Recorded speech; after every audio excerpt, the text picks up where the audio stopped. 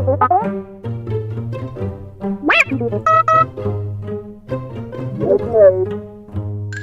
guys, welcome back. Well, coming up on March and we still don't have a title for episode 9, at least at the time of recording. I'm just gonna go ahead and jump straight into episode 9 speculation. I think it began last week when I was talking about whether or not I thought they were gonna go back to Jakku. Today I'm going to start on major speculation about the main characters. I think you've already guessed it, my favorite character of all time, Luke Skywalker. Now, I know the main rumor is that he's going to be coming back as a Force ghost, but there is a possibility he'll be coming back as an actual flesh and blood character. No idea, even though he got confirmed he is in episode 9, no idea how much of a role he's going to play. I really hope J.J. Abrams gives him some respect and doesn't just stick him as a 5-second cameo. J.J., come on, you know better than that. After what happened to him in episode 8, he deserves more than 5 seconds and a speaking role. You got it? Okay, we're clear on that? Yeah, alright. That was literally my only problem with Force Awakens was the treatment of Luke. He was like there for 5 seconds and didn't even get to say anything. So what I'm going to do is address 3 different scenarios one by one and what I hope to see Luke doing in Star Wars Episode 9. These 3 possibilities are that he was never dead in the first place, that since we did not see his mechanical hand fall off and hit the rock like his robes did, that he's actually still alive somewhere and transported somewhere else. That's the theory that Mark Hamill has, actually. I know he likes trolling, but it's something to hold on to. You know, that Luke isn't really dead, that he just sort of faded out only to fade in as flesh and blood somewhere else. That's the first possibility. The second possibility is that he is restored to life. He comes back somehow, possibly via the world between worlds that we saw in the Clone Wars. That does set a precedent for characters previously thought to be dead coming back via like trans-dimensional time travel, something like that. I don't know the mechanics of it. I'm not a sci-fi fan, but the fact is, we thought Ahsoka was dead, but then she came back. So there we go. If it can happen with Ahsoka, it can happen with Luke. And the third possibility, which is probably the most likely, is that he comes back as a Force ghost for the very end, either to give Rey some very pith advice, or in like a big Force ghost gathering, sort of like an end photo, like smiling, like you did good, kid, kind of like Obi-Wan, Anakin, and Yoda did at the end of Return of the Jedi. That's the most likely scenario, although I hope it's more than that. So, first scenario, Luke was never dead in the first place.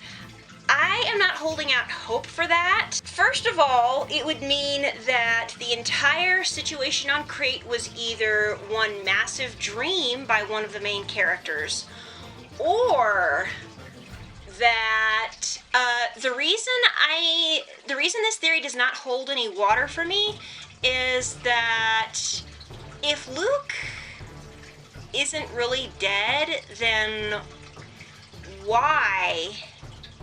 Okay, first of all, the evidence for Luke not being dead only has one indication, and that is the one that Mark Hamill pointed out, that when he disappeared, his cloak stayed there and blew away, but his mechanical hand went with him. Now, his mechanical hand is not biological, obviously. It's mechanical. It's like part droid. So, if everything organic transcended, why did the mechanical hand follow suit? Did he just transport himself? Did he somehow manage to force transport himself off of the island and then popping up, only to pop up again somewhere else? That would be an amazing ability to be able to actually warp or like transport through the Force. But if that's the case, why didn't he just transport himself to Crate and face down his nephew for real? I mean, he's powerful enough in the Force to force project himself so real that that there's like the sense of touch and movement and weight to everything he's doing. why couldn't he just zap himself there for real and then use that force power to knock over all those walkers like dominoes? I mean, that's kind of like, yeah, something doesn't add up there. So that's the main reason why I think the theory that Luke is not Dad at all, that he just transported somewhere else, is not really true. Second theory is that Luke somehow returns as flesh and blood in some way, shape, or form. I think this is possible. It is technically possible. This is actually my ideal scenario, that Luke comes back and shocks everybody. Oh, wow, he's not just a Force Ghost cameo. He's back, and he's going to correct the mistakes he made in Episode 8 by not training Rey, actually take her on, train her for real, and then she actually has some experience from a master, because there's only so much you can learn from books, okay? The most likely way I think he could do this is via the World Between Worlds that we saw in Clone Wars. If Ahsoka did it, Luke can do it. All they have to do is figure out a way for Rey to get to the World Between Worlds. Maybe have an aging Ezra come back and show her that. That would be really cool, to actually tie in the Dave Filoni animated universe with the cinematic universe that we've seen. I think that would be awesome. That would also answer the question, okay, what the heck happened to Ezra after Return of the Jedi? We could see him come back that way, and that would be really, really, really cool. So we get to, it'll be a win-win-win-win-win, and maybe we could even have a very, very old Ahsoka show up. The fans would go berserk. I'm telling you, they would lose their freaking minds. Me included, and I'm not the biggest Ahsoka or Ezra fan, but if we could use the World Between Worlds to bring Luke Skywalker back to life, back in flesh and bone, maybe even as a younger person, I don't know. Either way, that would be the coolest thing ever. Now, as for the third one, just coming back as a Force Ghost, I honestly do think that is the most likely. It's the safest route for Disney to take. It's, given Mark Hamill's filming schedule, which has been kept under very, very tight lock and key, that nobody is sure where he is or where they've been filming or anything like that, it's probably most likely he will have a very, very short period popping up as a Force Ghost, probably no more than Obi-Wan Kenobi did in Episode 5 or 6, either one. I would prefer him to have a speaking role. JJ, please. You have to have Luke give Rey some advice. Please. I mean, if he's taking the role of Obi-Wan/Yoda, that's what he has to do, because they did it as Force Ghosts. Come on, we can do this. I know filming's already finished, but there would be no justice if Luke didn't even say anything again. I would probably hold a grudge against J.J. Abrams for the rest of my life. And maybe I'm being overdramatic, but don't get me wrong, I really, really love The Force Awakens, but the biggest and most annoying thing in Episode 7 was that Luke didn't get to say a word. And that makes me very, very, very mad. And also that we saw him for like 10 seconds.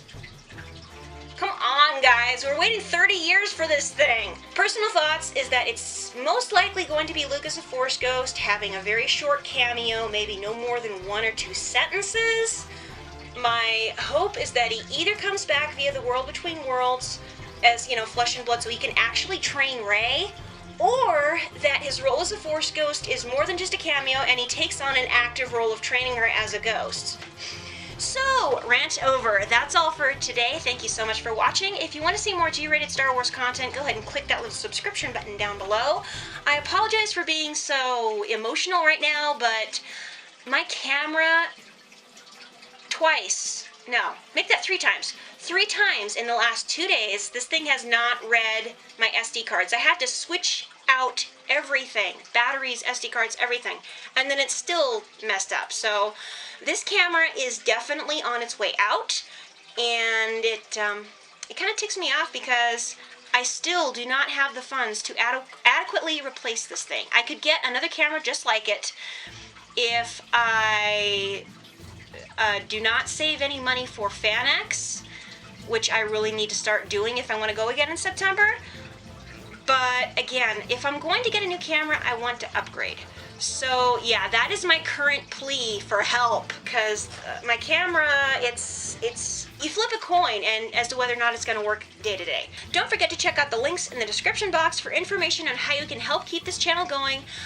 maybe by helping me pay for a new camera, because guys, I'm earning more income, but my dog has medical bills that I still have to pay off. I've got rent that I'm paying. I've got car insurance that I'm paying. I'm adulting. I'm paying for a lot of my own expenses, and that digs seriously into my budget, which is really tiny to begin with. I would be embarrassed to admit how much my budget is month to month. And it's not enough to get the kind of camera that I want unless I saved it for a full year. So, yeah, anyway.